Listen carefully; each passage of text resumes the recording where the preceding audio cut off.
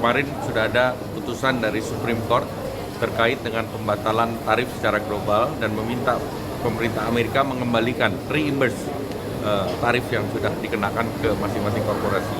Nah, bagi Indonesia yang sudah menandatangani perjanjian, ini namanya perjanjian antar dua negara, ini masih tetap berproses karena ini diminta dalam perjanjian adalah untuk berlakunya dalam periode 60 hari sesudah ditandatangani dan masing-masing pihak berkonsultasi dengan institusi yang diperlukan.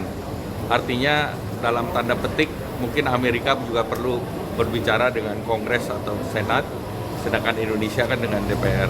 Namun keputusan kemarin yang 10% itu hanya berlaku untuk 150 hari.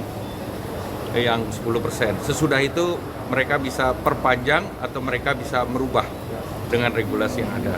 Nah, bagi Indonesia karena perjanjian ini masih berlaku akan efektif 60 hari, kita punya waktu.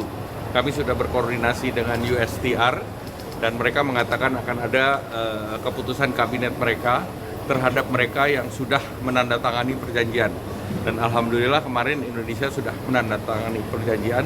Dan yang diminta oleh Indonesia adalah kalau yang lain semua berlaku 10%, tetapi yang sudah diberikan 0% itu kita minta tetap.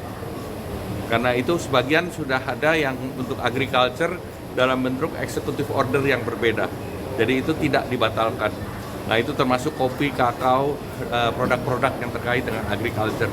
Namun kan kita juga yang 0% itu ada supply chain untuk elektronik dan juga CPO dan juga tekstil dan footwear dan yang lain. Nah, jadi ini yang kita tunggu sampai dengan 60 hari ke depan. Pak, itu menguntungkan Indonesia, Pak?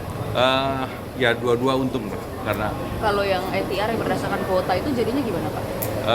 Ini juga 60 hari kita bahas, tetapi mereka masih konsentrasi untuk menangani tarif global ke seluruh dunia. Pak, Bapak kan sudah negosiasi begitu lama. Apakah ada pembedaan antara negara-negara yang sudah tanda tangan ART ini? Atau? Akan ada pembedaan karena beberapa negara yang sudah itu akan diberikan kebijakan yang tidak sama secara global. Kalau barang AS yang masuk ke Indonesia, Pak, itu tarifnya jadi gimana? Kemarin kan kita kasih 0%. Kemarin ada yang sudah 0, kayak wheat itu sudah 0, kemudian ada soybean dan yang lain, ada yang 5%. Kalau itu masih tetap seperti jalan. itu sampai dengan implementasi daripada agreement on reciprocal tariff. Oh.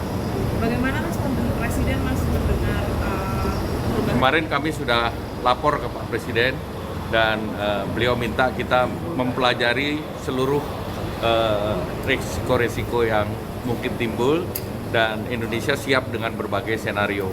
Karena senario keputusan Mahkamah Agungnya Amerika ini sudah dibahas dengan USTR sebelum kita tanda tangan.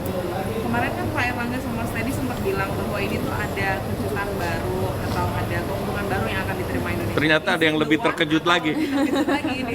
Jadi ini lebih terkejut daripada kejutan. Artinya memang tidak tahu akan jadi seperti keputusan ini? Yang keputusan 10%-nya kita tidak tahu. Tetapi kemungkinan terkait pembatalan agak kelihatan sedikit.